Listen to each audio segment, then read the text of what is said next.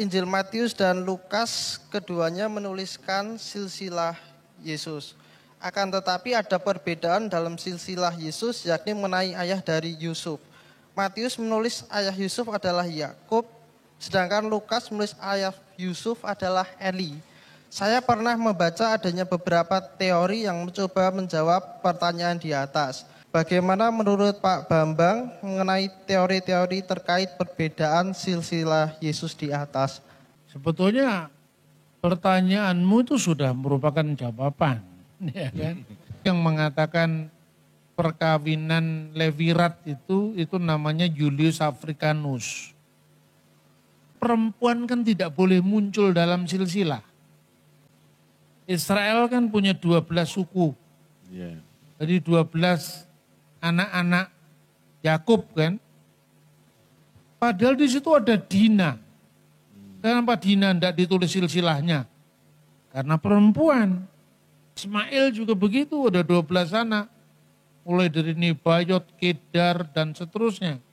Masih ada satu anak lagi yang perempuan. Mahalat. Tapi kenapa enggak ditulis silsilahnya Mahalat? Karena perempuan. Pilihlah kalau ngomong sejarah yang paling dekat dengan peristiwanya. Jawaban cerdas Dr. Bambang Nursena untuk Katolik cerdas terkait teori-teori perbedaan silsilah Yesus di Injil Matius dan Injil Lukas. Mari kita simak jawaban menarik serta luas dan mendalam dari hambanya Dr. Bambang Nursena berikut ini. Sebelumnya terima kasih atas kesempatannya. Selamat malam Pak Bambang. Saya Gregorius Gandhi dari Gereja Katolik Santo Petrus dan Paulus Temanggung. Mungkin ingin menanyakan beberapa pertanyaan, tapi kali ini mungkin satu pertanyaan dulu mungkin cukup agak panjang nggih, Pak. Jadi Injil Matius dan Lukas keduanya menuliskan silsilah Yesus. Akan tetapi ada perbedaan dalam silsilah Yesus, yakni mengenai ayah dari Yusuf. Matius menulis ayah Yusuf adalah Yakub, sedangkan Lukas menulis ayah Yusuf adalah Eli. Saya pernah membaca adanya beberapa teori yang mencoba menjawab pertanyaan di atas. Teori pertama menyebutkan bahwa Matius menuliskan silsilah Yesus dari Yusuf, sedangkan Lukas menulis silsilah Yesus dari Maria. Nama Eli yang disebutkan oleh Lukas dikaitkan dengan nama Eliakim dan kemudian Yoakim, yang tidak lain adalah ayah Maria. Menurut teori ini, karena Maria adalah satu-satunya anak perempuan, maka dalam silsilah Yoakim atau Eli disebutkan menjadi ayah dari Yusuf. Kemudian teori kedua berasal dari catatan sejarawan bernama Julius Africanus. Ia menulis bahwa Matan, kakek Yusuf menurut Matius, menikahi Esta. Kemudian mereka memperanakkan Yakub. Setelah Matan meninggal, Esta menikah dengan Matat, kakek Yusuf menurut Lukas, dan memperanakkan Eli. Eli menikahi seorang perempuan, namun Eli meninggal sebelum memiliki anak. Menurut tradisi Yahudi, Yakub kemudian menikahi perempuan ini dan akhirnya memperanakkan Yusuf. Kemudian teori ketiga berasal dari catatan Santo Agustinus. Dia mengatakan bahwa Yusuf memiliki ayah kandung dan ayah angkat. Hal ini yang menurutnya mengakibatkan adanya dua silsilah Yesus yang berbeda.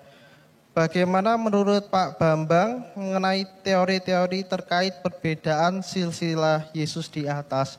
Terima kasih. Terima kasih. Sebetulnya pertanyaanmu itu sudah merupakan jawaban, ya kan? Sudah dijawab Memang sendiri, ada ya. tiga itu yang mengatakan perkawinan Levirat itu namanya Julius Africanus. Nah, kemudian ada teori lagi yang mengatakan bahwa karena perempuan kan tidak boleh muncul dalam silsilah. Satu contoh aja misalnya ya. Israel kan punya 12 suku. Iya. Jadi 12 anak-anak Yakub kan. Padahal di situ ada Dina. Kenapa Dina tidak ditulis silsilahnya? Karena perempuan. Itu contoh itu dari Alkitab. Kedua, seperti Bani Israel diberikan 12 anak, Ismail juga begitu, ada 12 anak. Mulai dari Nebayot, Kedar, dan seterusnya. Masih ada satu anak lagi yang perempuan, Mahalat, yang dinikahi sama Esau. Tapi kenapa enggak ditulis silsilahnya Mahalat? Karena perempuan. Jadi kalau menurut teks kitab suci sendiri, saya memilih pendapat dan itu menurut saya paling kuat. Karena ada buku Sinaksarion. Buku Sinaksarion itu judulnya Protevangelium Yakobi. Itu berasal di tahun 150. Sementara Julius Africanus abad ketiga. Santo Agustinus abad ketiga. Saya mengambil yang paling tua. Karena yang paling dekat dengan peristiwa kan. Nah di situ dalam buku Sinaksarion ini, di mana Maria itu punya ibu namanya Ana, bapaknya namanya Yoakim. Lah kenapa Eli, orang Yahudi zaman dulu, Eli itu Elohim, Tuhanku, ilahku, my God, Eli. Terus kemudian Yo itu adalah Yehova. Jadi biasanya sebutan imam-imam besar di zaman dulu yang namanya El-Yakim biasa disebut Yoakim. Jangan dipakai logika orang Temanggung. Ya, atau orang Indonesia, kapan berubah akte kelahirannya? Ini anakronisme lagi. Ya, jadi kenapa silsilahnya Maria itu tidak memunculkan nama Maria, karena nama perempuan nggak boleh muncul dalam silsilah. Seperti nama Dina dan nama Mahalat juga tidak muncul. Alkitab mencatat semua silsilahnya, tapi untuk Mahalat anaknya Ismail kenapa gak dicatat?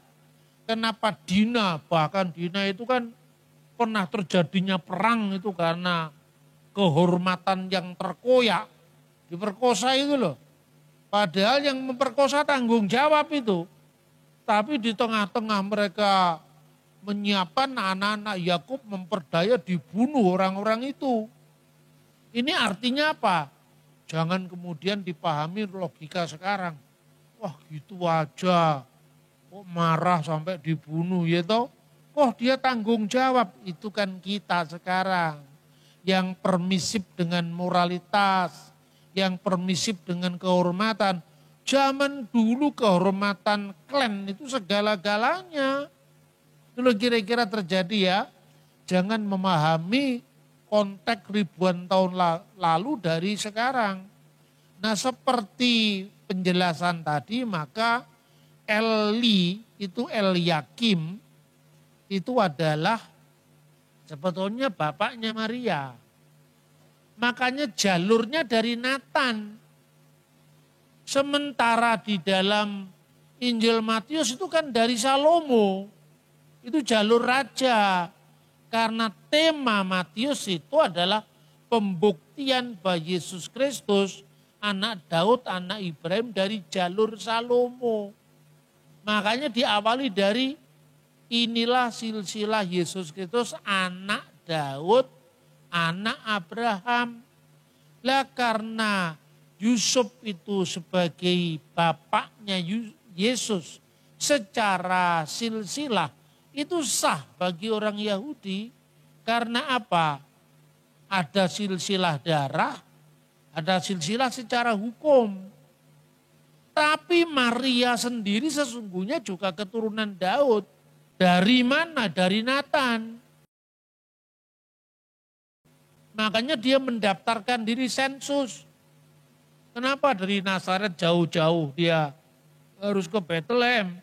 Karena berdasarkan klannya keduanya itu berasal dari keluarga Daud. Makanya dia pergi ke Bethlehem. Yaitu ya, Julius Africanus dengan teorinya yang menarik, tapi itu berasal dari abad yang kemudian lagi. Agustinus abad ketiga. Maka pilihlah kalau ngomong sejarah yang paling dekat dengan peristiwanya. Itu saya kira. Baik Pak Bambang, terima kasih atas jawabannya. Dari sekian banyak keunikan yang ada dalam Alkitab, kita dapat melihat salah satu keunikannya adalah mencantumkan banyak silsilah dari tokoh-tokoh besar seperti Adam, Nuh, Abraham, Ishak, Yakub, bahkan termasuk juga di dalamnya adalah Yesus Kristus. Saya sebagai orang yang bersuku Batak, kelihatannya meniru atau mencontoh orang-orang Yahudi yang sangat menekankan tentang pentingnya silsilah. Itu sebabnya marga Batak juga memiliki silsilah. Bisa diurut dari keturunan pertama di marga tersebut sampai kepada saat sekarang. Sebagai contoh, marga Nababan dari leluhur marga Nababan. Saya adalah marga Nababan nomor 19. Jadi ada kemiripan dengan bangsa Israel dan juga cukup banyak silsilah yang dinyatakan tertulis dalam Alkitab. Saudara dikasihi Tuhan, terkait dengan adanya teori perbedaan tentang silsilah Yesus, saya melihat jawaban dari Dr. Bambang Dorsena sangat menarik. Untuk tidak membuat kesimpang siuran dan kebingungan terkait dengan ada beberapa teori yang muncul dalam menjelaskan silsilah Yesus yang tertulis di dalam Injil Matius pasal 1 ayat 1 sampai 17 dan juga yang tertulis di dalam Lukas pasal 3. Dr. Bambang Dorsena memberikan nasihat dan masukan supaya merujuk kepada sejarah tertua, karena itu yang lebih dekat dengan peristiwa. Saya sangat setuju dengan pola pikir untuk melihat mana yang lebih akurat dari sejarah tersebut.